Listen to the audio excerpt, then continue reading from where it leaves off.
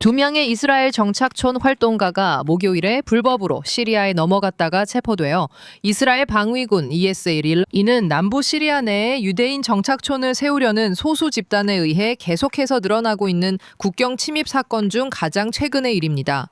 화요일에는 3명의 정착민이 이스라엘군에 체포되기 전까지 거의 하루 종일 머물렀습니다. 바샨의 개척자들로 알려진 이 단체는 이스라엘의 안보가 군사적 주둔뿐만 아니라 현재 국경 너머에 영구적인 민간 공동체에 달려있다고 주장합니다. 이 활동가들은 최근 몇 달 동안 여러 차례 시리아 영토로 넘어갔습니다. 이들은 자신들이 성경에 나오는 바샨 지역의 일부라고 설명하는 곳에 미래의 정착촌을 세우기 위한 기반을 마련하기를 희망하고 있습니다. 제가 강조하고 싶은 것은 아슈라가 테러리스트이며 그가 알라위파, 드루즈, 쿠르드족을 학살한 사실이 우리를 학살하려 한다는 증거라는 점입니다. 옛 경계선을 넘어 바샨 지역에 유대인 정착촌이 없다면 그곳엔 정착촌이 없는 셈입니다. 우리는 그 사실을 듣고 깊이 후회할 것입니다. 하늘이시여, 앞으로 군사 철수가 없길 바랍니다. 그 단체는 성경에 나오는 고대 바샨 왕국 이름에서 유래했습니다. 그 왕국은 오늘날 남부 시리아와 요르단의 일부 지역에 걸쳐 있습니다.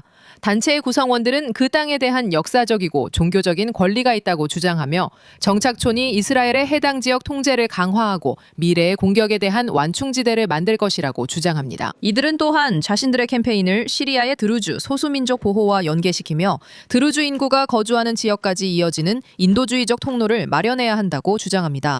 우리는 물러서지 않을 것이며 곤란을 결코 포기하지 않을 것입니다. 하지만 이미 점령한 지역을 포함한 바샨도 결코 내주지 않을 것입니다. 우리는 실질적으로 드루즈를 보호하기 위해 행동하고 있습니다. 다라 지역 전체에 그들을 위한 인도주의적 통로가 반드시 마련되어야 합니다. 다라 지역 전체에 말이죠. 드루즈가 거주하는 바샨산 인근 지역은 우리를 파괴하려는 적들로부터 반드시 정화되어야 하며 대신 유대인 정착촌으로 채워져야 합니다. 하지만 이스라엘군은 반복적으로 활동가들을 저지해왔습니다.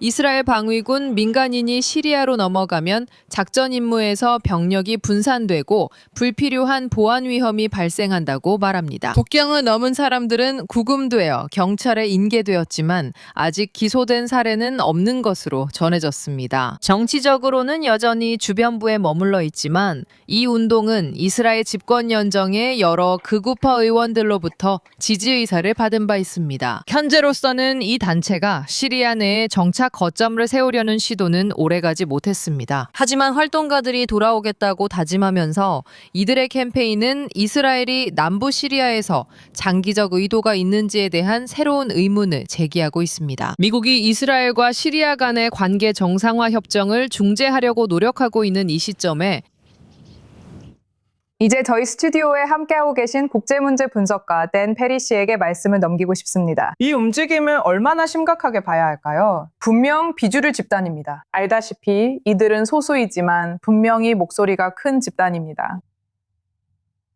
만약 제가 이란이라면 저라면 이스라엘에 있는 요원들에게 돈을 주겠습니다. 혹은 상인이나 바보들에게도요. 이 일을 하라고요. 그리고 그렇게 함으로써 제가 어디를 가든 실제로 듣는 전 세계의 우려를 확인하는 것이죠. 이스라엘이 확장주의적이며 시리아와 레바논에서 차지할 수 있는 영토는 무엇이든 차지하려 한다는 우려입니다. 참고로 이 두 나라, 특히 레바논은 이스라엘이 언젠가 평화 조약이나 최소한 방위 조약을 맺기를 꿈꾸는 나라입니다. 맞아요. 완전히 터무니없고 큰 피해를 초래합니다. 정부가 장려하진 않지만 일부 장관들은 소극적이거나 그보다 더 묵인하고 있습니다. 그리고 그들은 엄한 처벌을 받지 않고 있습니다. 시리아에 불법 입국한 이스라엘인이라면 또는 레바논에 불법적으로 들어간 이스라엘인이라면 즉시 체포해서 트럭에 태워 이스라엘로 돌려보내고 법이 허용하는 최대한으로 엄중히 기소해야 합니다. 그게 제가 할 수 있는 전부입니다. 알겠습니다. 그리고 만약 현 연립정부가 10월 27일에 재선된다면 저는 이런 이야기를 점점 더 많이 듣게 될까봐 두렵습니다. 정부 정책으로서가 아니라 정부가 모른 척하거나 혹은 여기저기서 벌어지는 광적인 열성주의로서 말이죠. 조장하기도 합니다. 그리고 이것은 해만 끼칠 뿐입니다. 이스라엘 국가에 있어 모든 면에서 순손실입니다. 만약 그런 일은 없길 바라지만 이스라엘이 이 영토들을 점령하려 한다면 또 다른 인구학적 문제가 생깁니다. 그곳에는 시리아인들이 가득하니까요. 그리고 이스라엘이 유대인 민주국가라는 개념은 도대체 어떻게 된 것입니까? 이런 장면들을 보는 것만으로도 정말 해롭다고 생각해요, 분명히요. 우리 둘 다 이것이 소수의 극단적인 집단이라는 걸 알고 있더라도 말이에요. 이 장면들은 이미 빠르게 퍼지고 있어요. 이건 적에게 선전 도구를 주는 겁니다.